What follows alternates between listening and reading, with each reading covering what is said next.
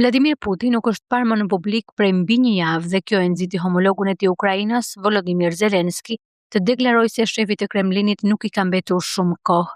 Komenti nxiti reagime dhe të qeshura gjatë një paneli në konferencën e sigurisë në Munich. Por Zelensky insistoi për Politico duke thënë se unë jam më i ri se Putin, ai nuk ka shumë kohë, ju e dini.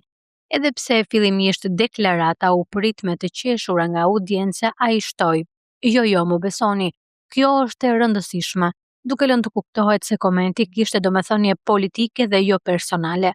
Deklaratat e tij erdhën në një moment kur në media u raportua se Putin kishte ditë që nuk shihej më në publik. Sipas Daily Mail, lideri rus ishte parë për herë të fundit më 5 shkurt gjatë një fjalimi, ndërsa mungesa e tij kishte nxitur spekulime mbi arsyet e kësaj mungese, duke përfshirë këtu edhe teoritë për probleme shëndetësore.